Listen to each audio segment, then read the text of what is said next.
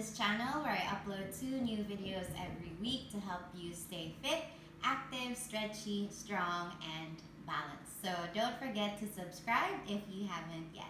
Today I'm going to show you how to do a tripod headstand, which is different from your traditional headstand.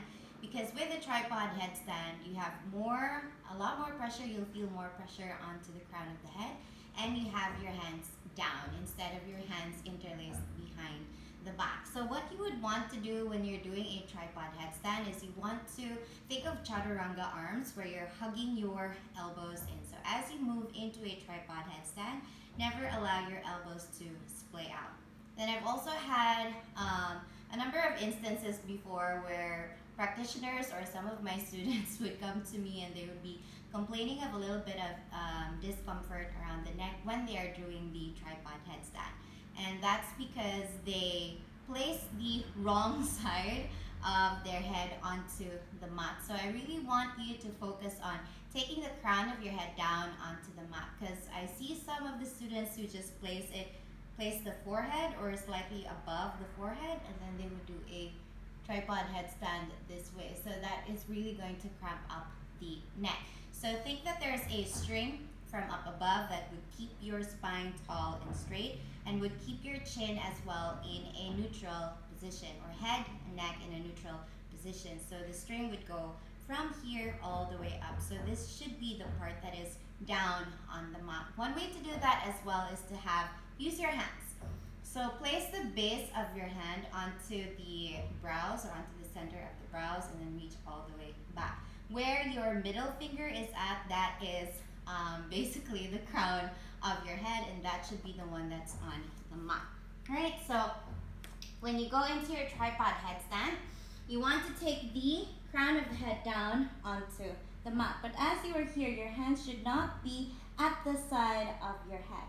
It should be, think of again, chaturanga arms.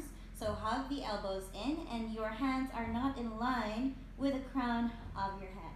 Tuck the back toes under. Inhale to lift the hips up. Walk your feet in. Keep the shoulders away from your ears. Keep the elbows in. Maybe you take one knee onto the elbow or onto your tricep.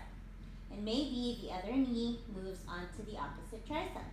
Keep the belly button pulled in, and then slowly pivot the hips or your pelvis, belly button pulled in.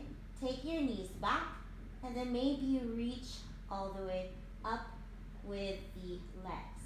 Keep the belly button pulled in, keep the elbows in, keep the shoulders away from the ears. And then when you come down, pull foot to the butt, pull your knees towards the chest, land the knees down back onto the triceps, and then slowly land the feet down and take child's pose. Just allow your body to reset.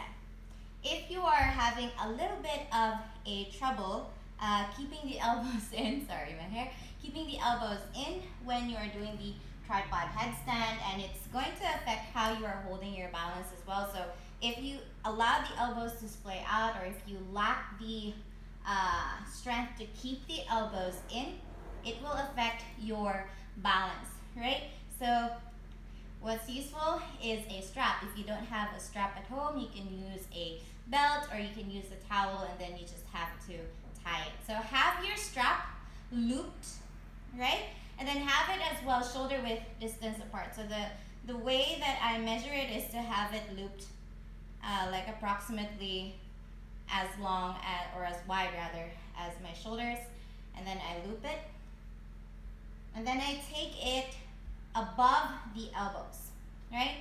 And then from here, so this will really help you hug everything in instead of just relying solely on your strength to keep it hugged in, right?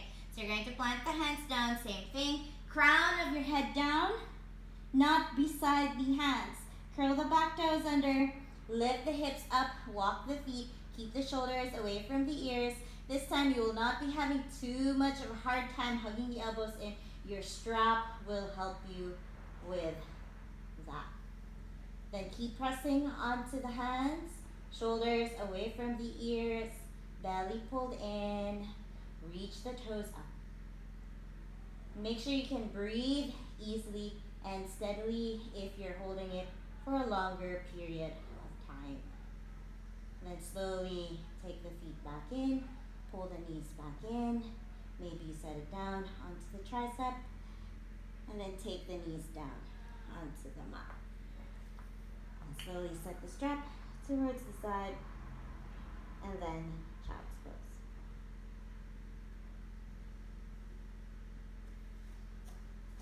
Right. So try that on your own if you're working on your tripod headstand, and if you would want, you can do the headstand series. Instead of doing the traditional headstand, you can practice your tripod headstand. Right. Hope to see you again on the next video. Keep practicing. And again, don't forget to subscribe as I upload 2 new videos every week to help you stay fit, active, strong, stretchy, healthy, and balanced. See you again soon. Namaste.